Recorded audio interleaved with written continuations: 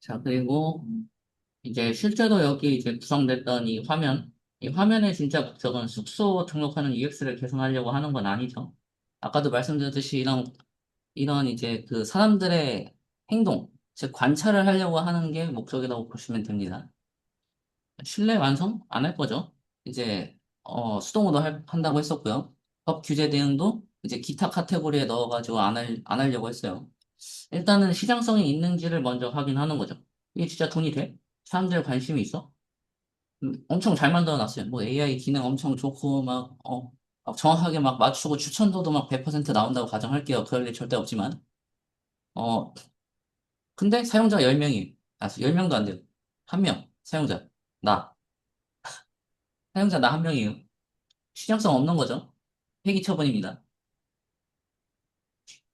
그래서 시장 실험을 먼저 해야 됩니다. 시장 실험을 먼저 해야 되고, 동시에 정체성 명확하게 규정하거나 설명할 필요도 없죠. 이거는 왜 이렇게 돼 있는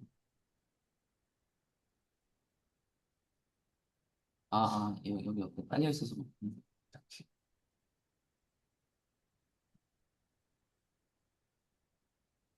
그래서, 정체성을 명확하게 규정한다는 거는, 우리는 부동산 플랫폼이야.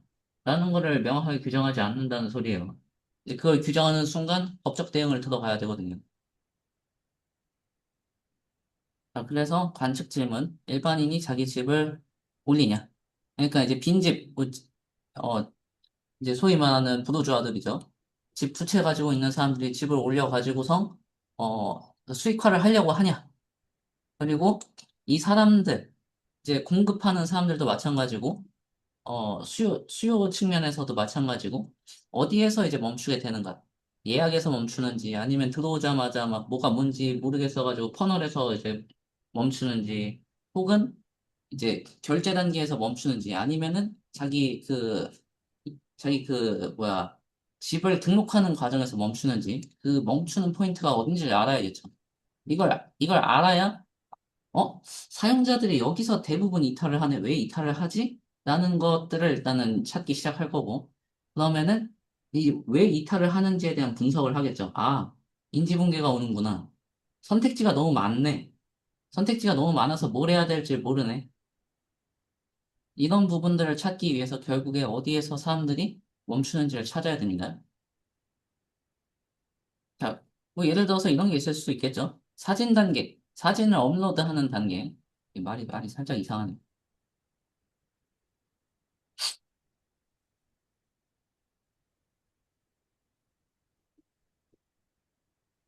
사진 업로드 단계에서 포기하냐? 이제 뭐 이런 저런 이제 사진들을 업로드하는 상황이 될 수도 있고, 사실 이거 두 가지 상황이 됩니다. 업로드도 되는데, 확인, 확인 단계도 되죠.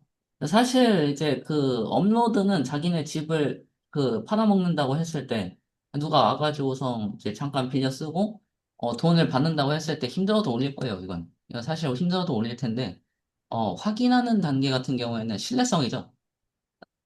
이제 예를 들어가지고 여러분들이 어디 이제 민박을 할 거예요. 근데 뭐 사진도 없고 뭐 아무것도 없고 위치 정보도 없어요. 혹은 막 어디 막 흉가 같은 거 뭐 하나 올라가 있으면은 어 당연히 보자마자 포기하겠죠. 그런 관점이라고 보시면 되고요. 그리고 사실 이제 요거 같은 경우에는 가격 입력 같은 경우에는 이제 호스트가 가격을 입력할 때 이거 얼마에 넣어야 되지? 이거를 고민할 수가 있죠, 사실. 그러면은 이거 비용이 아니다. 이거를 어떻게 인지 부하를 낮출 것인가에 대한 설계를 해야 돼요. 어떻게 해야 될까요? 이런 부분을 생각을 해봐야 됩니다. 어떻게 이 입력에 대한 그 인지 부하를 낮출 것인가? 자, 예를 들어가지고 여러분들한테 어떤 물건 사세요. 그거 물건 많이 남는 것 같은데 그 가격 좀 알려주시고 팔아주실래요? 라고 이제 누가 요청을 하는 거예요. 여러분들 뭐 다이를 이렇게 막 해가지고 만들었다고 했을 때. 그러면은 일단은 뭘 해야 되죠? 그런 다이류의 제품들이 얼마에 팔리는지를 봐야겠죠. 그쵸? 얼- 대충 이 정도 공을 들였을 때 얼마에 팔고 있는가 사람들이. 그러면은, 나는 이제 이것보다는 조금만 싸게 해가지고서 많이 팔아야지. 라는 전략을 세울 수도 있고, 아니야. 이게 좀 퀄리티가 좋으니까 조금은 높게 받을래. 뭐 이런 전략을 세울 수 있겠죠. 결국 주변 가격 정보가 필요합니다. 자, 그러면은 가격 입력에서 이탈을 한다는 건 딱 얼마를 등록해야 될지 모르겠는데? 라는 얘기죠. 얼마로 등록해놔야 사람들이 뭐야, 찍을지 모르겠습니다. 이 얘기를 하는 거예요. 그러면은 이 인지 부하를 낮추려면은 주변 정보가 있으면 되죠. 주변의 호텔의 가격이 이건데, 여기는 현지 맥락이 반영되는 위치. 오히려 배짱을 튕길 수도 있죠. 같은 가격에, 현지 맥락을 즐겨라. 이제 옵션이 이제 너무 구리지 않다는 전제하에, 호텔급은 아니다고 하더라도 준 호텔급 그 스펙에 이제 현지 맥락을 즐길 수 있다. 그러면은, 동일 가격으로 받을 수도 있겠죠. 근데 이제 그런 전략을 어쨌든 짜야 되는데, 내가 이걸 가격을 얼마를 넣어야 되는지 전략을 짜야 되는데, 주변 정보가 없으면은, 이거 내가 다 조사하고 막 얼마인지 모르겠고 막 귀찮고 던져버린다는 거죠. 그래서 가격 입력에서 이탈한다. 라는 게 그 얘기입니다. 생각보다 별거 아니지만, 우리가 이제 직접 한다고 했을 때 충분히 이탈을 할 수 있는 요소들이죠. 왜냐하면 주변 가격 정보를 직접 다 조사를 한다는 게 쉬운 일은 아니잖아요. 그래서 그거에 대한 인지 부하를 낮춰줄 필요가 있습니다. 인지 부하라는 게 결국에는 이제 이제 이런 조사하는 과정에서 어쨌든 그 비용을 써야 되잖아요. 그런 전반적인 것 때문에 인지 부하라고 생각하시면 되고요. 그래서 이제 실제로 이제 에어비앤비에다가 이제 이런 부분들을 적용한다고 하면은 어, 이 얘네들이 우리가 만들려고 하는 그 기능이 검증할 문제와 매핑이 되는지를 확인해야 됩니다. 그러니까 이제 여러분들이 여러분들의 서비스를 뭔가 만들 거 아니에요? A라는 서비스를 만들려고 할 때 그 A라는 서비스에서 어 우리가 검증을 B를 하려고 해요. 근데 C에 대한 기능을 만든 거죠. 의미가 없다는 거죠. 확인이 안 되잖아요. 시장성이. 그래서 기능을 만들더라도 여러분들이 검증하고 싶은 가설 측면에 기능을 만들어야 된다. 그리고 어떤 거를 관찰할 건지 포인트가 필요하다는 거고요. 그리고 기능 자체가 가설에 종속돼야 된다는 얘기죠. 그러니까 이제 그 얘기를 했잖아요. 예를 들어가지고선 예약률. 시장에서 이 사람들이 정말 관심이 있다는 건 예약률이죠. 예약 기능 만들어야 된다는 얘기죠. 한마디로. 그래서 버튼에다가 이제 클릭 트리거 걸어가지고선 몇 명이 이제 예약을 신청하는지, 그리고 얼마나 예약을 취소하는지, 그걸 보면은 결국 우리 서비스의 관심도를 볼 수 있을 겁니다. 자, 그래서 실제로 이제 여기에서는 가설 백로그라는 게 생기는데 가설 백로그가 OKR이 없으면 가설 백로그를 적어줘야 돼요. 근데 여러분들 OKR을 그 사전 평가를 보니까 다들 OKR의 존재에 대해서 알고 계신 것 같더라고요. 그러면은 그 가설을 사실 OKR로 걸어버리면 됩니다.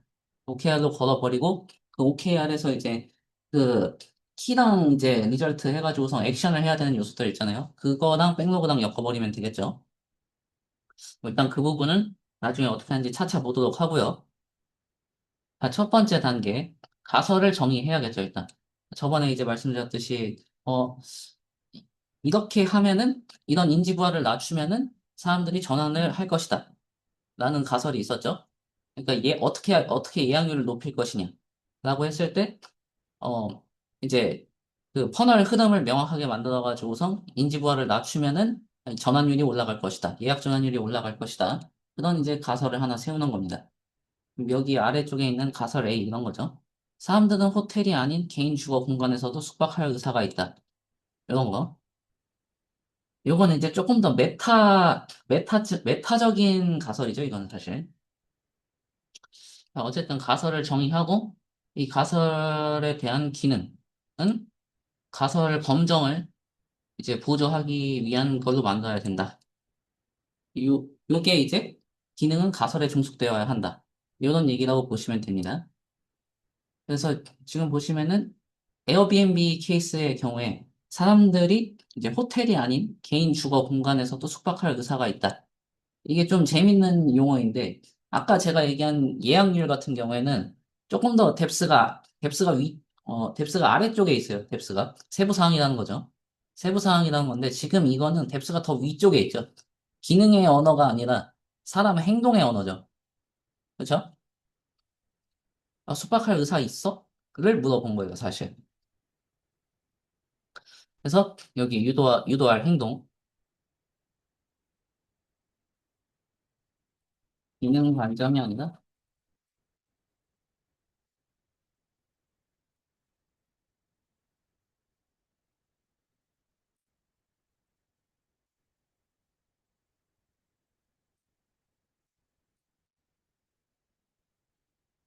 사람의 행위 기반으로 표현을 했다는 거죠. 왜냐하면 결국에는 우리가 확인해야 되는 거는 그래서 사람들이 진짜 행동을 하냐. 어제도 이제 계속 강조했던 행동 패턴을 봐야 되기 때문입니다.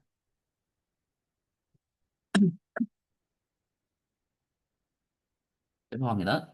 자, 그리고 가설 B. 일반인은 여분 공간을 수익화하려는 행동을 실제로 한다. 약간 여분 공간이 있을 때 수익화를 하고 싶어 한다. 라는 것도 행동이죠. 돈 벌고 싶어요. 라는 행동이잖아요. 그렇죠? 뭐 자신의 별장이나 남는 공간 올려가지고서 이제, 어, 이제 등록시켜 놓는 거죠. 보통 이제 펜션 서비스 하시는 분들이 이런 걸 많이 하잖아요. 그리고 여기도 보면은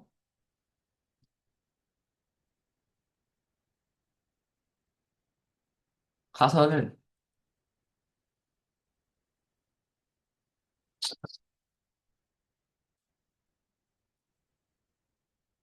가설을 행동 기반으로 표현하고 있습니다. 그래서 이제 조만간 여러분들 문제정의서를 작성하게 되실 텐데 그 문제정의서를 작성하실 때 기능 관점으로 열거를 하시면 안 돼요. 그러면은 이 기능 만들고 저 기능 만들고 요 기능도 만들어야지 하게 되는데 이거를 사람의 행동 기반으로 적게 되면은 이 행동을 어떻게 관찰할 거지? 그쪽으로 접근을 하게 됩니다. 의도하지 않아도 그렇게 하게 된다는 거죠. 왜냐하면은 명문화 자체가 행동 기반으로 설계되어 있기 때문에. 그래서 이 문제정의서의 가설을 만드실 때는, 기능을 적지 않고 전부 다 이제 행동으로 적어야 돼요. 그거를 이제 이런 식으로 볼 수도 있죠. 여기 문제정의 같은 걸 보면은, 이 팀이 뭘 했었더라? 그, 어, 그 수업을 이제, 예를 들어서 이제 온라인 강의 플랫폼 같은 거를 이제 만든다고 했을 때, 어, 이 행동을 관찰하는 거죠. 이제 복습을 하기 위해서 기록을 시작할 거고, 기록을 하다가 어딘가에서 중단이 될 거예요. 맥락을 놓쳤다거나, 아니면은 어떤 키워드에 꽂혀가지고 여러분들이, 하고서 이제 멀리 갔다가 돌아올 수 있겠죠. 혹시 맥락을 놓치게 되겠죠. 중단이 발생하게 됩니다. 그 다음에 뭐 질문이 발생할 수도 있어요. 질문이 발생하는 게 있을 수도 있고, 그 응답을 받을 수도 있을 거고요. 그래서 여러분들이 이제 중단했던 위치에서 재진입을 할 수도 있겠죠. 그러면은 이 패턴을 분석해야 되는데 지금 이 얘기들이 다 뭐예요? 사람의 행동이잖아요. 그렇죠? 여기에서도 결국에 사람의 행동으로 표현을 한다는 거. 구조적인 문제가 있다라고 한다면은 기록이 학습 개선 수단이 아니라 관찰 기반 데이터라는 거죠. 이제 어 사실 기록한다고 해가지고 학습이 되는 건 아니니까요. 그 얘기를 하는 거고요. 그렇기 때문에 이거에 대한 통찰을 해보면은 사람들이 이제 기록을 하지 않거나 질문하지 않는 것 자체가 문제가 아니다. 결국에는 기록이나 질문 자체가 없는 상태에서 학습 루틴 자체가 붕괴되고 그거 자체를 인식하지 못한다. 라는 거를 문제로 삼은 거죠, 이거는. 그러면은 어떻게 이 환경 설계를 할 것이냐. 그런 관점에서의 문제 정의라고 보시면 돼요. 결론적으로 지금 여기에는 기능이 하나도 설명되어 있지 않습니다. 그렇죠? 이 기능이 전혀 없잖아요. 어떤 기능을 만들어야 된다. 어떤 기능이 없다. 이런 얘기가 전혀 없는 상태입니다. 나중에 공유 드릴게요.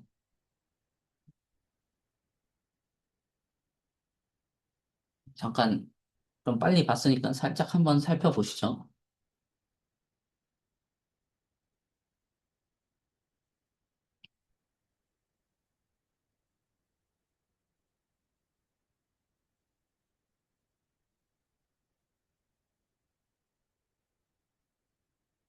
문제 정의 쪽을 보시면은, 이,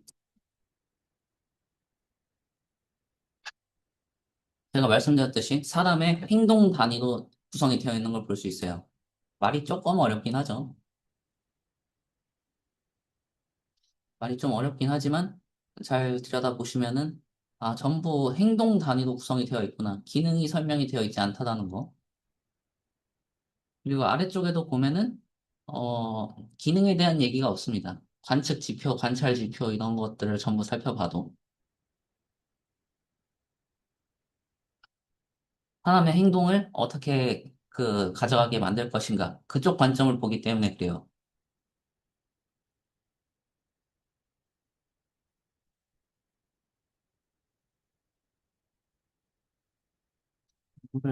이거를 한번 이렇게 해볼까요?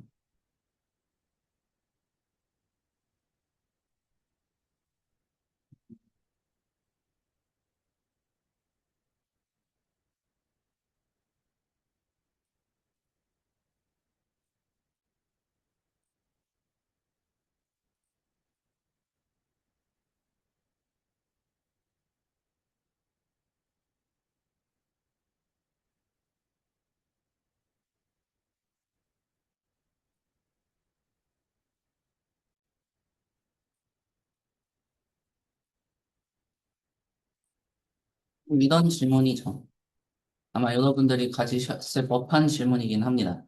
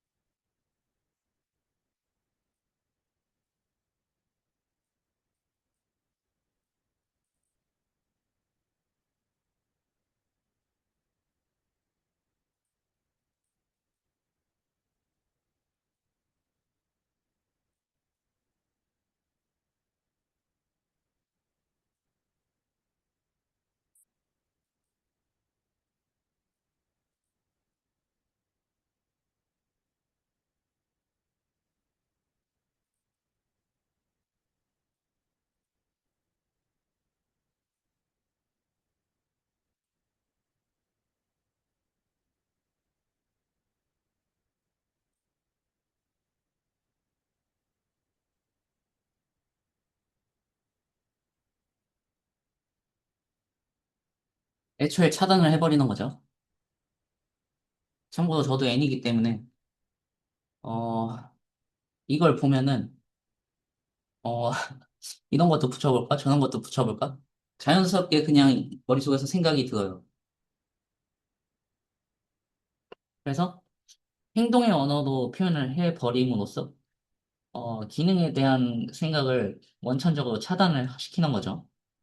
일종의 차단 장치요, 차단 장치.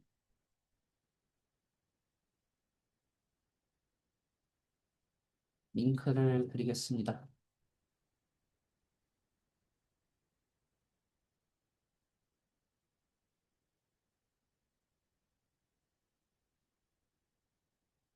이 얘기를 했던 거고요, 사실상. 이제 여러분들도 이제 실제로 프로젝트를 하게 될 때 이런 문제 정의서를 작성하게 되실 겁니다.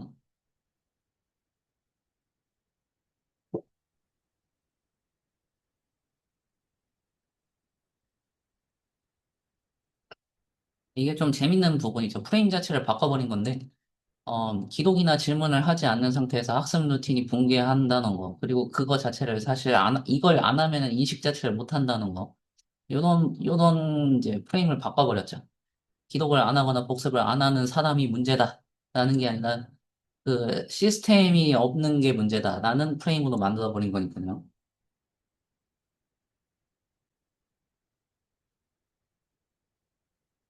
자, 뭐 어쨌든 잠깐, 잠깐 이 행동 기반으로 표현한다는 거에 대한 거를 조금 더 디테일하게 말씀을 드리기 위해서 케이스를 하나 봤는데, 어, 저거 외에도 여러 가지 만들어 놨던 케이스들이 있으니까, 이제 저희 할 때는 저런 부분들 좀 참고해서 만들어 보시면 좋을 것 같아요. 자, 다음 가설.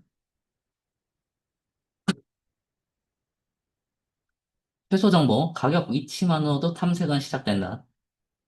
이건 이제 그냥 한번 던져 본 거예요. 여러분들 이 가설이라는 거는 말 그대로 가설입니다.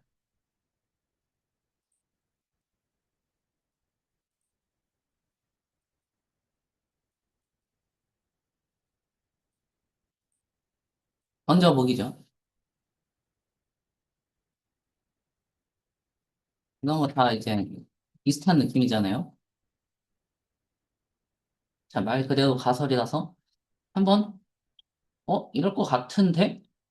하고 툭 던져본 거죠. 던져보고, 이제 실제로 그 관찰 장치를 만들 거 아니에요? 이게 정말 그런지 관측을 해야 되니까. 관찰 장치를 만들어가지고서, 진짠가? 진짜네? 오케이. 이건 맞는 가설. 어, 진짠가? 아니네? 이건 잘못된 가설. 폐기.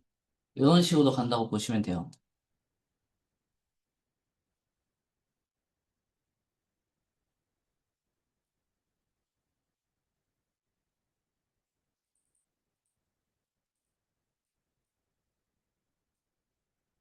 이 가설을 검증하기 위한 그 관측, 관측 장치의 기능이죠.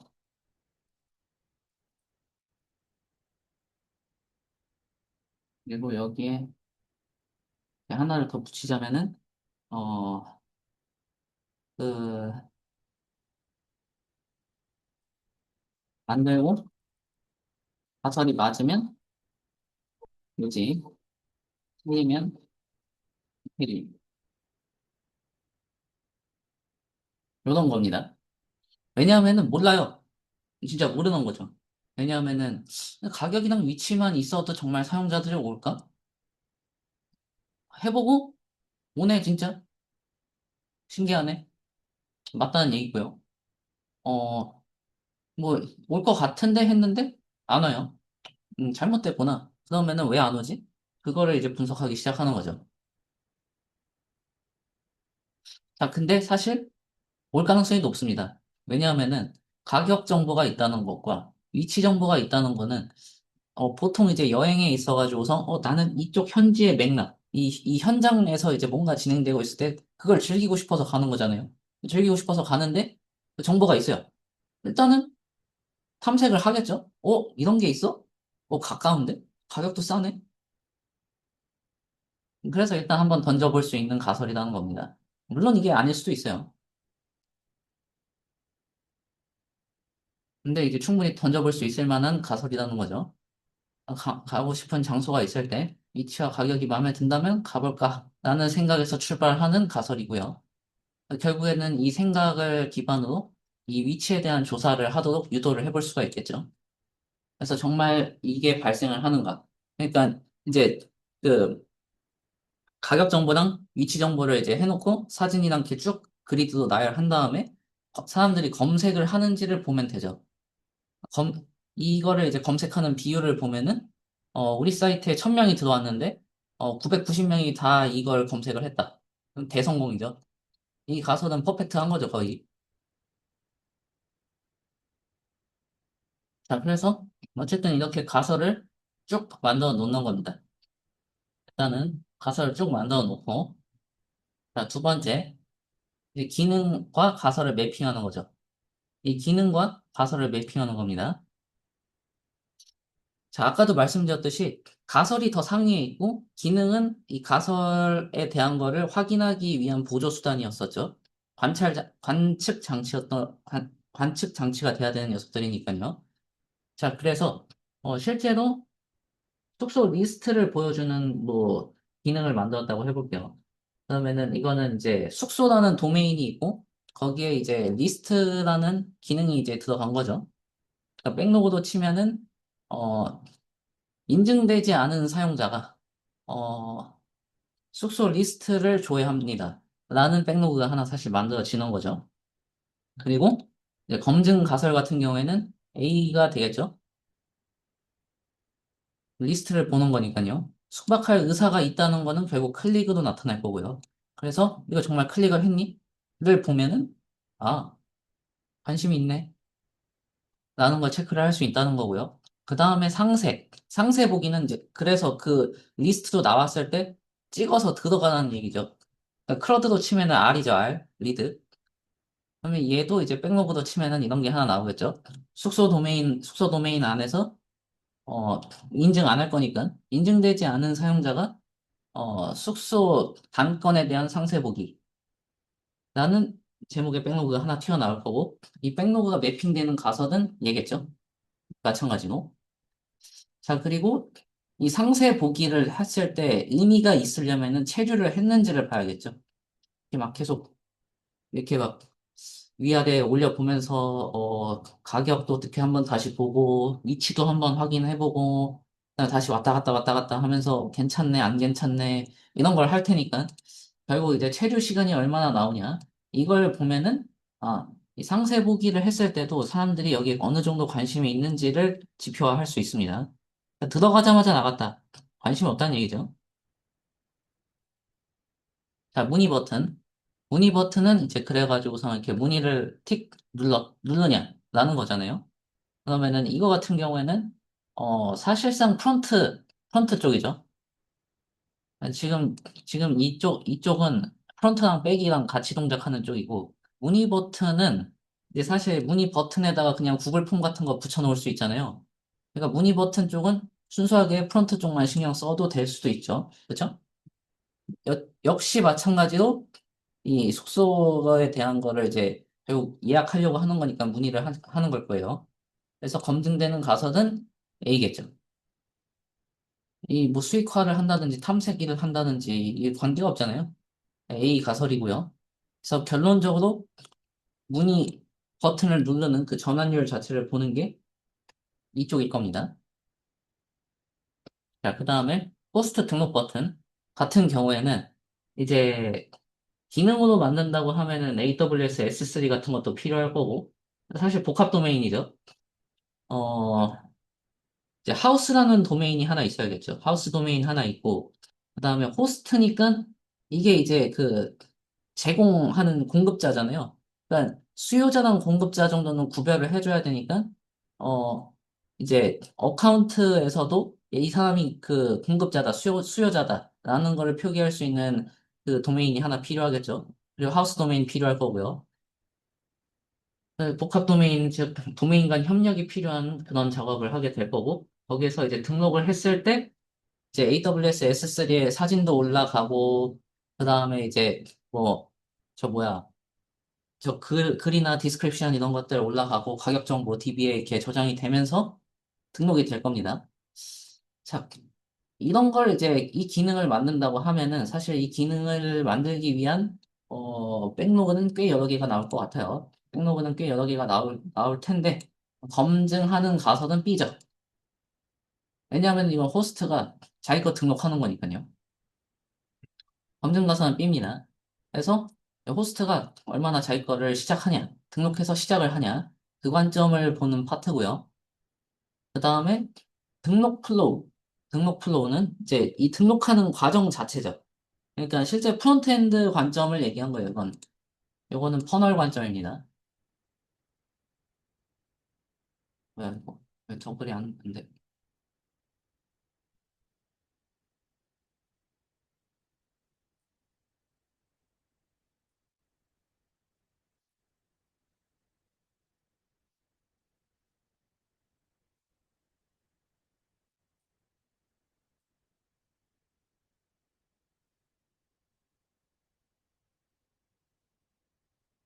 자, 이 부분은 프론트엔드 퍼널, 즉, 사용자가 이렇게 눈으로 보고서, 스텝이 좀 많다. 그럼 인지붕괴가 오니까 이탈.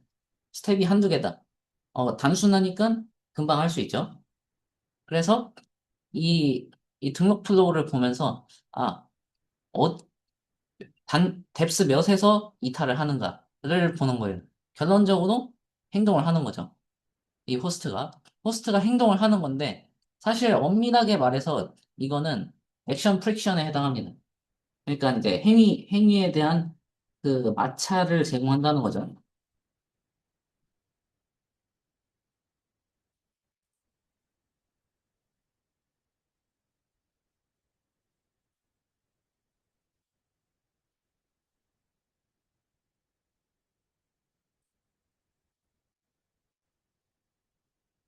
이런 얘기를 하는 거예요. 그러니까 여러분들 회원가입할 때 한, 뭐, 다음을 이제 한 20번 눌러야 돼요. 그러면 정신 나가겠죠?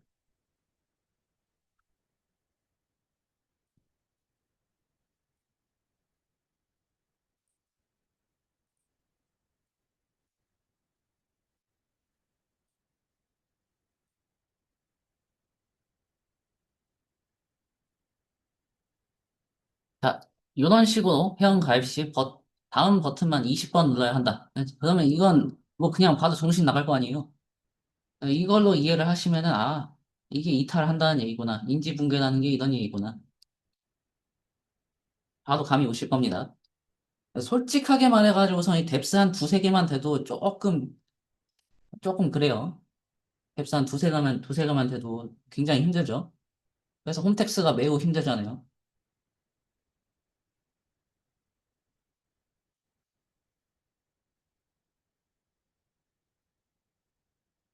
자, 그 다음에 이제 가격 노출. 가격 노출 같은 경우에는 C로 되어 있죠. 그쵸? 이제 가격이나 위치 정보가 노출이 되면은 탐색이 시작이 된다. 그래서 이 페이지에, 여러분들 가려고 하는 이 위치는 가격이 이만큼이에요. 근데 저 호텔은 100만 원 내야 돼요. 근데 여기는 70만 원이에요. 어디 갈래요? 하면서 유도하는 거예요. 가격 노출하는 거죠. 가격이 노출되면은 여기가 이제 마음에 든다. 그러면은 어, 어, 이제 예약을 해야 되나 말아야 되나 갈등에 놓이겠죠. 그러니까 여기서 이제 빠꾸를 때린다는 싫다는 얘기잖아요. 그렇죠? 그래서 요거는 이제 결국 가설 C를 검정하는 거고, 여기서 뒤로 가는 비율을 보면은, 실제로 이걸 정말 이제 탐색을 했나 안 했나, 가격 정보가 노출이 됐을 때 들어갔냐, 아니면 뒤로 갔냐를 봄으로써 정말 탐색이 시작되는지를 볼 수 있다는 거죠. 자, 그래서 기능이 어떤 답을 도출하기 위한 게 아니에요. 이제 우리가 어떤 걸 이제 만든다고 했을 때는, 사실은 이제 이런 관점이 아니라 그냥 이거 만들고 저거 만들고 있는 거 없는 거 다 붙여야지 하다가 이제 붙였었는데 그렇게 하면은 비즈니스적으로는 약간 애매할 수 있습니다. 그렇기 때문에 기능을 답이 아니라 질문 관점으로 봐야 돼요. 답이 아니라 질문 관점으로 봐야 된다는 거죠. 어떤 질문이냐? 어, 이 가설이 맞냐? 이게 맞나요? 이걸 하고 싶은 사람이신가요? 숙박하고 싶으신가요? 라는 질문들이죠, 사실은. 그렇죠? 그래서 결론적으로 사용자한테 질문을 하는 거예요. 당신은 어떤 사람인가요? 이 숙박을 하고 싶어 하는 수요자인가요?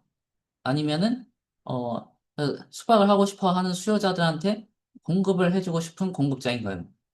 를 묻는 질문입니다, 결론적으로. 그래서 이거는 어디서 나타난다는 거냐? 결국 사람들의 행동에서 나타난다는 거죠. 이 관측 포인트가 어떻게 관측이 되냐에 따라서.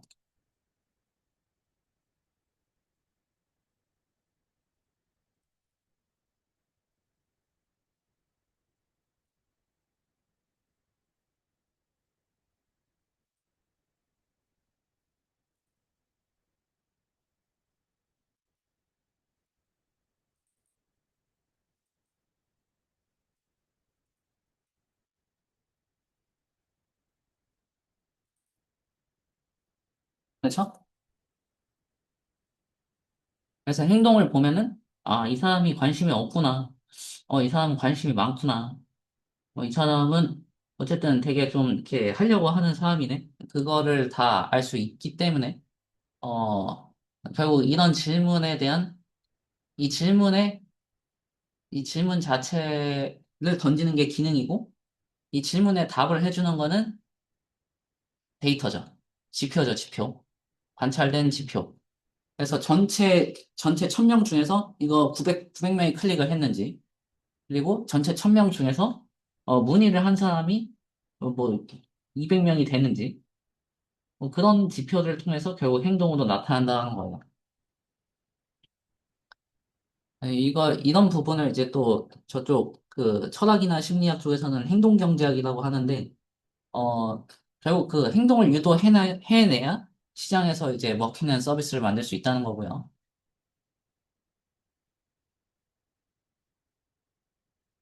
그렇습니다. 그래서 가설과 기능을 어떻게 매핑하는지 한번 살펴본 거죠. 여러분들도 이제 그래도 개발자분들이 있으실 테니까, 어, 아, 이런 기능이 있을 때 결국 이런 위와 같은 이제 가설들이 있고, 이걸 이런 식으로 매핑을 한 다음에 이 기능을 가지고 가설을 검정할 때는 이런 관찰 포인트를 놔가지고서 이 정보를 보면은 우리가 이제 세운 가설이 맞다 틀리다를 알 수 있겠구나 라는 거를 볼 수 있다 라는 관점으로 보시면 돼요. 아니, 이게 지금 DM 질문이 하나 있어가지고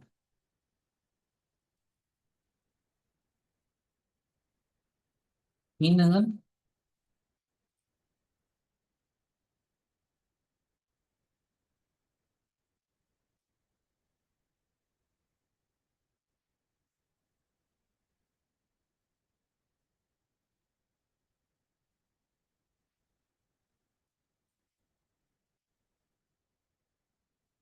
정확하게 이거죠. 관측 장치.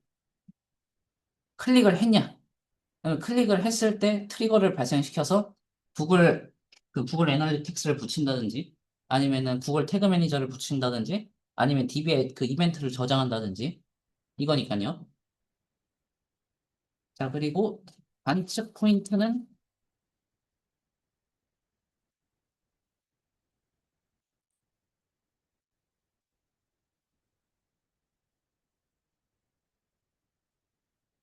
이렇게 정리를 할 수 있겠죠.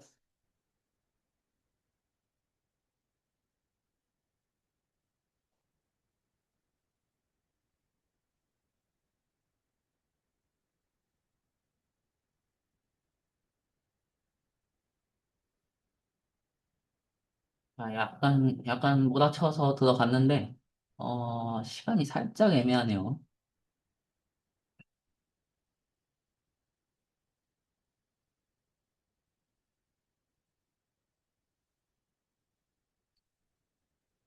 네. 한번 요거 이렇게 다시 한번 살펴보시면 좋을 것 같습니다. 어떻게 그 가설이랑 기능이랑 매핑을 하는지. 이걸 하게 되면은 아까 전에 보셨던 거 있잖아요. 보여드렸던 거. 어디요? 여기서 사용자 관측이라고 하는 거 있죠? 이 사용자 관측이라는 부분이 이 문제를 어떤 식으로 관측할 거냐는 거예요. 아까 이제 기능이랑 매핑을 하기 위한 준비 과정이죠.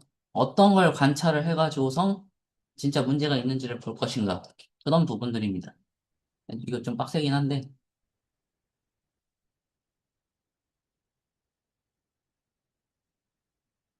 그거를 하기 위한 전초 과정이다. 라고 생각하시면 될 것 같아요.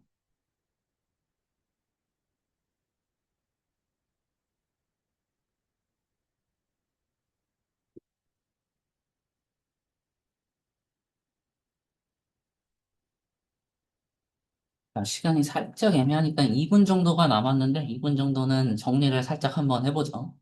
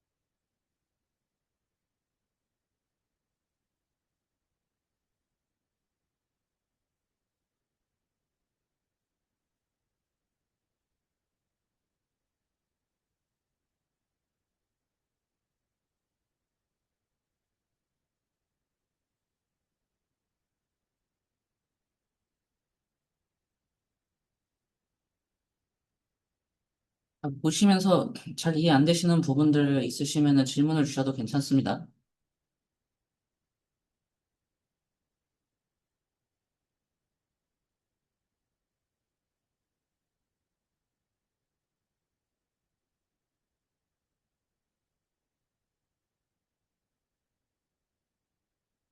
자, 일단 19분이니까 10분 정도 쉬었다가 30분에 시작하도록 하겠습니다. 잠깐 쉬었다 가시죠.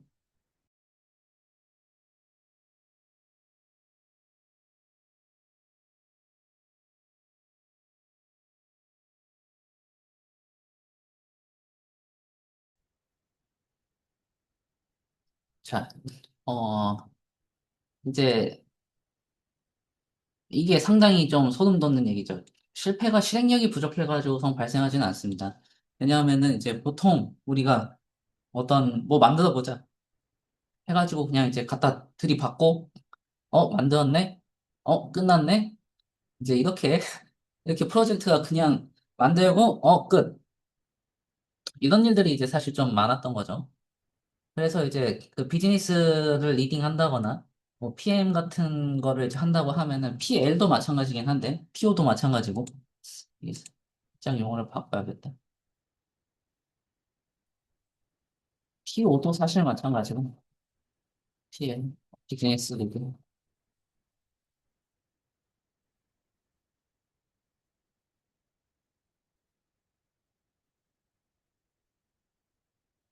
자, 이분들의 이제 제일 중요한 역할이 아이디어를 말로 설명하는 게 아니라 어쨌든 문서로 명문화시키는 게 굉장히 중요하죠. 그래야 이제 우리가 어떤 목적을 가지고 조직 전체를 온라인 시킬 수가 있으니까. 그래서 아이디어를 문제 중심 가설로 분해하는 작업이 굉장히 중요합니다. 이제 여기다가 또 기능을 적어 놓으면은, 이런 기능도 있고 저런 기능도 있고 이런 기능도 있네. 기능 다 넣자 하면서 이제 또 기능 다 넣고 복사합니다. 자, 그래서 이거를 이제 아이디어 중심으로 이제 구성되어 있는 걸 가설로 문제 중심 베이스로 이제 가설 분해를 해야 돼요. 근데 이게 참 어려운 게 사업 계획서를 발표하는 상황에서는 이게 또 중요하죠. 그러니까 이제 기능 베이스로 설명을 하게 될 가능성이 높아요. 사업 계획서를 적을 때는. 근데 그거는 이제 뭐 발표를 해야 되니까 뭐 그렇다고 치지만 사실상 이제 사용자들한테 팔아먹을 때는 이 사용자들이 정말 이 행동을 하나?를 봐야 되는데 이걸 이제 기능을 보고 있으면은 기능을 통해 가지고 사용자가 뭘 하나 안 하나 못 보잖아요. 지표가 없는 거예요. 그래서 이제 사업 계획서를 적을 때는 뭐 기능 베이스, 아이디어 베이스로 하는 것도 필요하겠지만 정말로 사업을 성공시키려면은 문제 중심으로 가야 된다라는 거죠. 결론은 어쨌든 이제 정부 돈도 받아먹고 뭐 하려면은 두 개를 같이 해야 되겠죠, 뭐. 어느 정도 현실에 타협은 해야 되니까요. 그래서 그냥 둘 다 만들면 됩니다. 개발은 이걸로 하고 정부 분들은 이걸로 상대하고. 자, 그래서 목표. 아이디어를 문제 중심 가설. 아까 이제 여기서 보여드렸던 거 있죠? 이제 문제 중심이라고 하는 거는 사용자의 행동 패턴, 그러니까 이제 사용자의 행동의 언어로 표현을 하는 거예요. 이런 기능을 넣어서 해결을 하겠습니다. 요 기능 넣어서 뭘 해결을 하겠습니다.가 아니라 사용자의 행동을 어떻게 바꾸겠습니다. 가 이제 문제 중심 베이스의 해결 아이디어라는 거죠.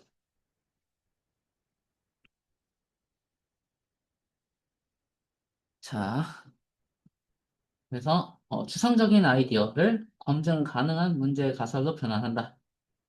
자, 그리고 이 검증이 가능하려면은 행동으로 나타나야 되잖아요. 그렇죠?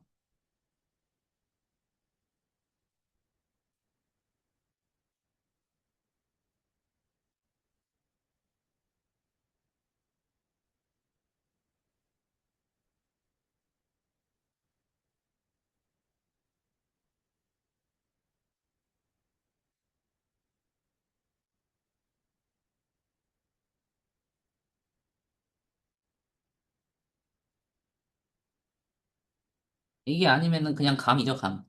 좋을 것 같은데? 잘 될 것 같은데? 그 근거는 없죠. 자, 좋아 보인다. 어떻게? 알 방법이 없죠? 뭐가 좋은데? 자, 좋아 보인다를 관측 가능한 상태의 문장으로 바꾸는 거. 이게 핵심이죠. 왜냐하면은 사용자의 행동을 봐야 되는데, 좋아. 뭐가? 몰라. 바로 망하는 거죠, 그냥. 뭐가 좋아 보이는지를 문장으로 표현을 할 수 있어야 된다는 거예요. 그래서 이걸 하기 위한 작업이 필요하죠. 결국에는 클릭을 했냐, 이탈을 했냐, 예약을 했냐, 결제를 했냐, 이 버튼을 클릭했냐, 이걸 봐야 된다는 겁니다. 그래서 이제 어제였죠, 어제. 어제 말씀드렸던 게 버튼은 관측 장치, 그리고 기능 트리거, API 트리거가 된다고 했었죠. 그 관측 장치가 되는 이유가 결국 실험이고 그 실험을 통해서 KPI를 연결해야 되기 때문입니다.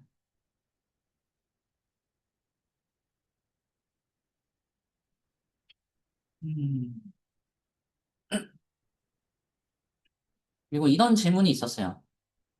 기능 중심 작성이 아닌 문제 중심 작성을 할 경우 포괄적인 문제 파악하기가 어려울 것 같은데 어떻게 이 문제를 해결할 것인가에 대한 방법을 잘 모르겠어요. 어떻게 해결해야 될까요? 라는 질문이 있었어가지고 되게 좋은 질문이라서 정리를 좀 해놨던 거죠.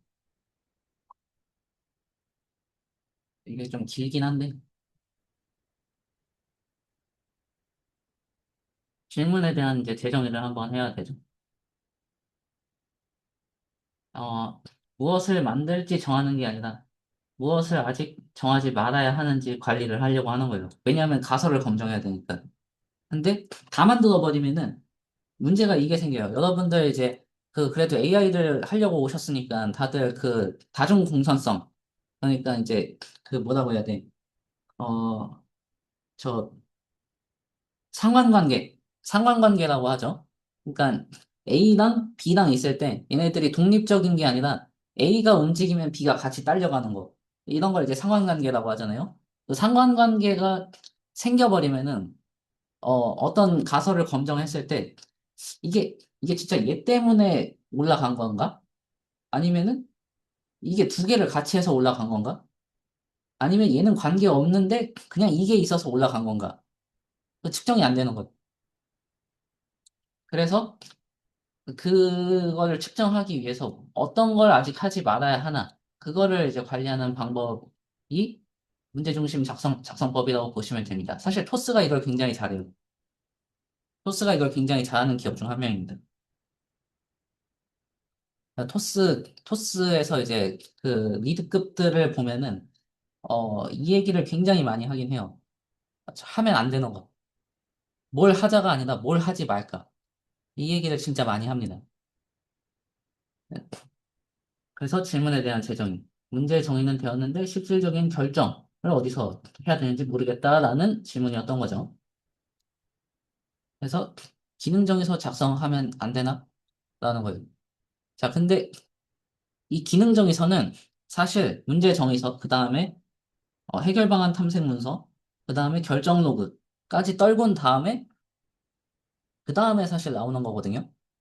근데 이제 그 전에 해버리면은 어떤 가설을 검증할 건지가 없는 거예요. 그냥 기능 만들고, 잘 돌아가네? 끝. 자, 그러고 나서 시장 출시했어요. 망했어요. 왜 망했는지 분석이 안 됩니다.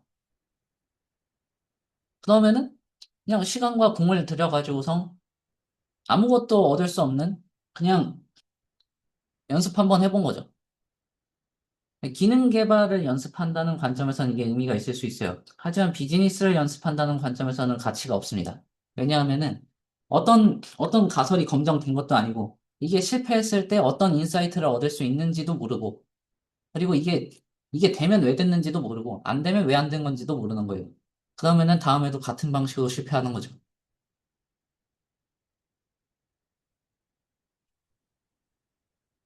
자, 그래서 문제중심 작성법을 사용하는 이유, 방법을 확정짓지 않기 위한 것이 아니라 잘못된 방법을 너무 일찍 확정짓지 않기 위함입니다. 제가 이 바보 같은 짓을 너무 많이 했거든요. 방법 확정은 반드시 필요합니다. 하지만, 어, 이거를 너무 일찍 판단을 하면은 충분히 가설 검증을 못하고 그냥, 어, 그냥 갖다 박는 수가 있어요. 그래가지고서 요 이제 케이스 스터디에서 사실 요 케이스가 이제 조금 뼈아픈 판단이었긴 한데 이게 이제 제가 말씀드렸던 그 바보 같은 판단을 했던 케이스고 사용자가 어디서 막히는지 어떤 목표 달성 이게 뭐가 목표 달성을 방해하는지 그래서 가설 도출을 하고 선택 기준을 내려야 되고 그다음에 해결안 확정을 해가지고서 그 백로그 스프린트 텀에다 배치하는 거죠. 그다음에 이제 백로그 석세스 크리테리아나 이제 투두에다가 작성을 하면서 개발을 해나가는 건데 뭐 그 플로우를 적어 놓은 거고요. 어, 문제 중심 방식을 보면은 이게 방법이 확정된 거가 아닌 것 같은데? 라고 보여요. 왜냐면 기능이 없으니까. 하지만 영원히 확정되지 않는 것은 아닙니다. 자, 이거가 약간 이런 느낌이에요. 문제 중심 접근을 하게 되면은, 간편 로그인 만들자. 이렇게 가지 않아요. 가설 검증이 되는 최소 수준으로 실행을 하게 돼요. 그러니까 사용자가, 이거 인지 부담이 오는데? 이탈이 발생하네? 아, 그 뎁스를 여러 개 놨구나. 뎁스를 한 단계도 낮추자. 이런 식으로 이제 조정을 한다는 거죠. 이게 이제 진짜, 이게 이제 애자일 방식이죠, 실제로. 그러니까 그냥 막 기능 빠르게 만드는 게 애자일이 아니라 가설 검정을 빠르게 하는 게 애자일이에요. 어제도 한번 얘기했던 것 같긴 하네요. 자, 그래서 이 시점에 뭐가 잘못됐지? 뭐가 문제지? 이런 의견이 이제 많이 나오게 될 텐데, 정상적인 부분입니다. 입력 필드를 줄여야 되는 거, 단계를 낮추는 거, 단계를 분리할 수도 있어요. 너무 복잡도가 높으니까. 혹은 간편 로그인을 도입하는 것도 방법이 되겠죠. 또는 가입 시점을 뒤로 미루는 것도 답입니다. 이제 대표적으로 이거예요. 여러분들이 어떤 서비스를 만들었어요. 사용자들한테 회원가입을 시켜야 되잖아요. 근데 내립다 그냥 기능 써보기도 전에 회원가입하세요. 하면 과연 가입할까요? 를 생각해 보시면 된다는 거예요. 가입 아마 안 할 겁니다. 자, 근데 한번 체험을 해봐요. 해봤는데, 쓸만한데? 그 다음 다시 요청을 하려고 할 때, 회원 가입을 해야 두 번째 요청이 가능합니다. 하면, 일단 괜찮은데 한번 가입해서 써보지. 가 돼요. 그래서 그런 설계를 할 거냐. 아니면은, 뭔가 이제 정말 개인화가 필요할 때 도입을 할 거냐. 이런 것들을 전략적으로 결정을 해야 된다는 거죠. 자, 그래서 감이 아니라 뭔가 기준이 있어야 돼요. 이탈률에 얼마나 영향을 줄 것인가. 그리고 우리가 이제 가지고 있는 리소스, 자원, 개발자들의 이제 그 역량, 그리고 이제 이게 검증이 가능하냐. 그리고 이게 지금 MVP, 실험 단계냐? 아니면 진짜 프로덕션 단계냐에 따라서도 달라지겠죠. 실험 단계면 굳이 필요 없어요. 근데 프로덕션 단계면은 개인화가 필요하죠. 이런 부분이 좀 다릅니다. 그래서 이걸 그냥 감이 아니라 뭔가 의사결정을 할 수 있는 기준이 있어야 된다는 거죠.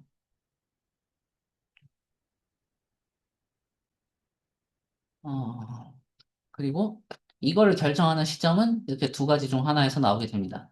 OKR 중간 점검, 체크인 회의죠, 이게.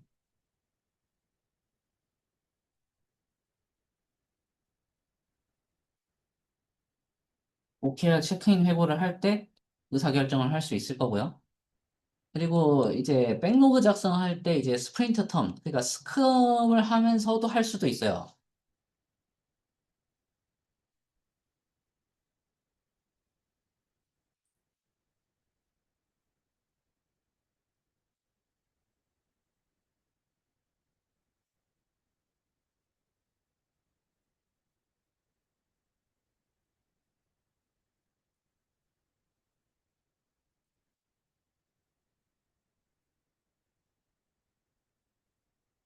자, 그렇기 때문에 주 단위 사이클을 가져가게 됩니다. 간혹 가다가 이제 그 하드웨어 개발하시는 분들 같은 경우에는 이게 1주가 아니라 2주가 될 수도 있어요. 2주에서 4주 정도 될 수도 있긴 합니다. 소프트웨어는 이게 거의 1주에서 2주 정도고요.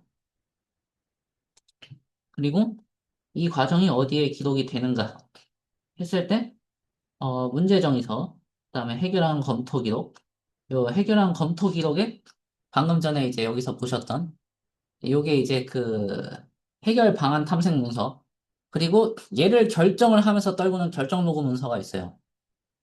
여기 적어놓지는 않았는데 그게 이제 여기 포함이 되어 있는 겁니다. 그렇게 해서 기능 정의서가 나오게 되죠, 사실. 자, 그래서 기능 정의서는 문제 정의서에서 해결 방안 탐색 문서, 그 다음에 결정 로그가 끝난 결과물이 적히는 거예요. 그래서 이걸 먼저 적으면은 가설 검정이 안 됩니다. 결론은 얘를 먼저 적으면은 가설을 검증할 방법이 없다. 그리고 이 결정은 방금 전에 말씀드렸던 디시전 로그 이걸 형태로 문서화를 합니다. 그래서 어떤 문서들이 필요하냐? 문제 정의서, 해결 방안 탐색 문서, 결정 로그 문서, 그다음에 기능 정의서, 그다음에 사실 마지막에 PRD, 어, 제품 요구사항 명세서가 PRD가 그 마지막에 나오게 되죠. 근데 사실 저는 이제 여러분들도 그렇고 저도 그렇고 개발자니까 개발자 관점에서는 사실 여기까지만 있으면 됩니다. 개발자 관점에서는 여기까지만 있으면 돼요. 이거 굳이 필요 없죠. 이거 뭐 이거는 이제 그 개발 잘 모르시는 분들, PM이나 이런 분들한테 던질 때 필요하긴 한데, 어, 네. 굳이 지금 저희는 만들 필요가 없습니다. 어차피 백로그나 OKR이 이걸 정렬해 주거든요.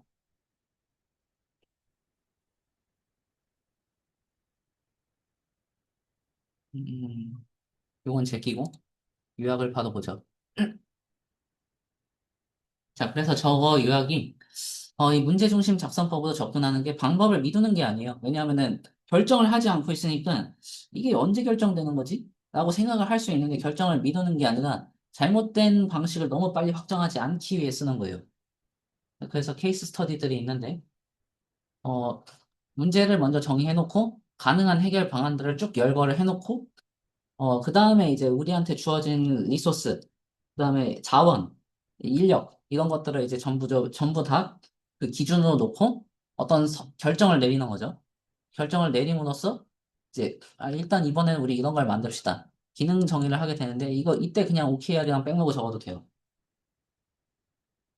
자, 그래서, 어, 결정 로그 문서가 필요하다. 그렇게 보시면 될 것 같고요. 케이스 스터디는 좀 쉬었다 얘기를 하도록 하겠습니다. 잠깐 10분 정도만 쉬었다가 30분에 시작하도록 하겠습니다.